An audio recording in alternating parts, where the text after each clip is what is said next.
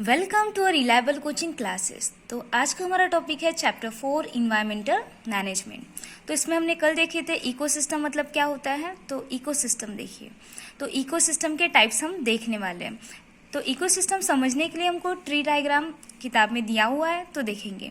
तो इकोसिस्टम है, तो इकोसिस्टम को 2 टाइप में डिवाइड किया हुआ है। एक है अबायोटिक कंपोनेंट और दूसरा है बायोटिक कंपोनेंट।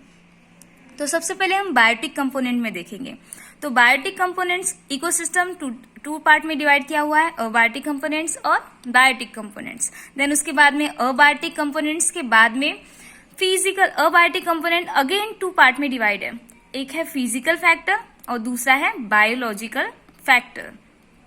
तो हम देखेंगे फिजिकल फैक्टर कौन से हैं। Air, water, vapour, minerals, soil, sunlight, ये क्या हो गए फिजिकल फैक्टर। देन हमारे बायोलॉजिकल फैक्टर में आते हैं पैडी फील्ड्स, राइस, वीट, ज्वार, ये सभी हमारे आते हैं बायोलॉजिकल फैक्टर में। देन उसके बाद में बायोलॉजिकल फैक्टर है वो अगेन 2 टाइप में डिवाइड है, inorganic substance and organic substance. और इनऑर्गेनिक सब्सटेंस कौन से हैं, hydrogen, oxygen, nitrogen, calcium, iron, sodium, potassium. Then उसके बाद में ऑर्गेनिक सब्सटेंस जो है वो है प्रोटीन्स, कार्बोहाइड्रेट्स और फैट्स। तो इस प्रकार से अबायोटिक कंपोनेंट में ये सभी चीजें आती हैं। देन उसके बाद में हम देखेंगे बायोटिक कंपोनेंट्स। तो बायोटिक कंपोनेंट्स में आएंगे हमारे बायोटिक कंपोनेंट अगेन 2 टाइप में डिवाइड है। फर्स्ट है ऑटोट्रॉपिक और सेकेंड है हेटरोट्रॉपिक। ऑटोट्रॉपिक मतलब जो खुद का खाना खुद ही बनाते हैं और हेटरोट्रॉपिक मतलब जो दूसरों के ऊपर डिपेंड रहते हैं खाने के लिए। तो ऑटोट्रॉपिक में आते हैं हमारे प्रोड्यूसर और हेटरोट्रॉपिक में आते हैं एनिमल्स एंड डीकम्पोजर्स। तो प्रोड्यूसर में क्या आ जाएगा, प्लांट। एनिमल्स में deer, lion, tiger, sheep, cattle, ये सभी चीजें एनिमल्स। देन उसके बाद में डीकम्पोजर्स में क्या आ जाएगा, फंगी, बैक्टीरिया, पैरासाइट्स। तो देन उसके बाद में अगेन एनिमल्स है वो 3 टाइप में डिवाइडेड है, प्राइमरी कंज्यूमर, सेकेंडरी कंज्यूमर और टर्शरी कंज्यूमर। तो यहाँ पे आप देख सकते हो कि बुक में ऑलरेडी कुछ चीजें हैं वो दी हुई है और कुछ चीजें ब्लैंक है। तो वो ब्लैंक में आप अगर लिखना चाहें तो लिख सकते हैं। देन उसके बाद में हम देखेंगे paddy is cultivated on large scale in various states of south India. तो साउथ इंडिया में जो पैडी है वो कल्टिवेटेड की जाती है लार्ज स्केल में, मतलब ज्यादा प्रमाण में खेतीबाड़ी की जाती है। Paddy fields are frequently attacked by grasshopper. और वो जो पैडी फील्ड्स है वो क्या करती है, ग्रास शॉपर उसमें अटैक करते हैं। मतलब वो जो पैडी फील्ड है मतलब जो धान्य है उसको क्या करते हैं, ग्रास शॉपर जो है मतलब ग्रीन वाले जो कीड़े रहते हैं वो क्या करते हैं, उन फील्ड को खाते हैं, उन धान्य को खाते हैं। तो क्या हो जाता है, वो जो ग्रास शॉपर है वो उन पे अटैक करते हैं। Similarly frog are also present in large number in the mud of paddy field.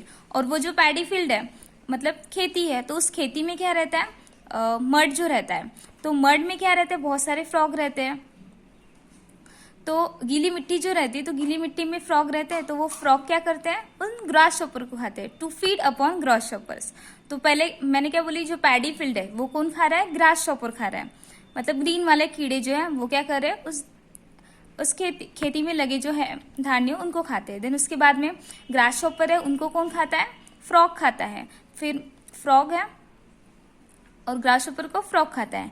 And snakes are also present there in to lead upon their favourite food feed upon their favourite food frog. Then उसके बाद में snake क्या करता है, उन grass shopper को snake क्या करता है, उन फ्रॉग को खाता है। तो इस प्रकार से देखो, सबसे पहले पैडी फील्ड है वो साउथ इंडिया में सबसे ज्यादा स्केल में लार्ज मात्रा में खेतीबाड़ी की जाती है। तो खेतीबाड़ी की जाती है तो क्या होता है, वो जो खेती रहती है तो खेती होने की वजह से क्या होता है कि वहां पर ग्रास शॉपर आ जाते हैं। ग्रास शॉपर लार्ज स्केल में रहते हैं। ग्रास शॉपर मतलब ग्रीन वाले कीड़े। तो वो जो ग्रीन फील्ड है उसको कौन खाता है, ग्रीन वाले कीड़े खाते हैं। वैसे ही वो जो ग्रीन वाले कीड़े हैं उनको फ्रॉग खाते हैं और फ्रॉग को कौन खाता है, स्नेक खाता है। तो इस प्रकार से ये इकोसिस्टम चलते रहता है।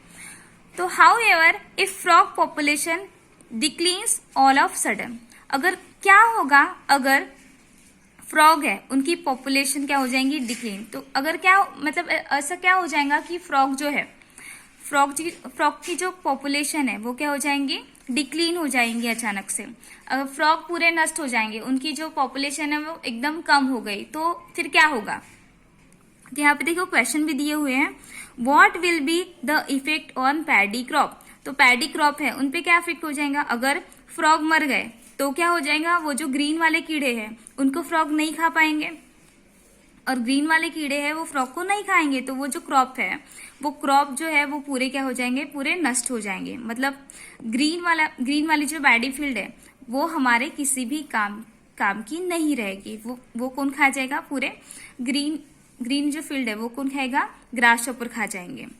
तो इस प्रकार से हमारा नुकसान होगा। और इकोसिस्टम में भी क्या हो जाएगा कि अगर देखो क्रॉप नहीं रहेंगे तो ग्रास शॉपर नहीं रहेंगे, वो जो ग्रास शॉपर है वो क्या करेंगे, पूरी अगर फील्ड खा लेंगे, उसके बाद में बचेगा क्या, कुछ भी नहीं बचेगा।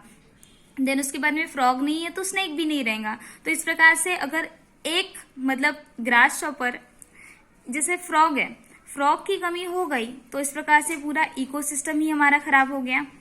देन सेकेंड क्वेश्चन है, number of which consumers will decline and which will increase.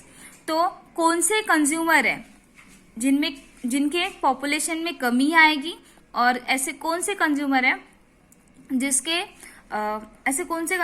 जिसके पॉपुलेशन में मतलब जिसका पॉपुलेशन बढ़ेगा। तो अगर फ्रॉग नष्ट हो जाएंगे तो क्या हो जाएगा कि जो हमारे ग्रास शॉपर है वो क्या हो जाएगा, वो इंक्रीज हो जाएंगे, उनका पॉपुलेशन इंक्रीज हो जाएगा। और देन उसके बाद में अगर फ्रॉग्स नहीं रहेंगे तो क्या हो जाएगा कि जो हमारे स्नेक्स है वो डिक्लीन हो जाएंगे, उनका जो पॉपुलेशन है वो कम हो जाएगा।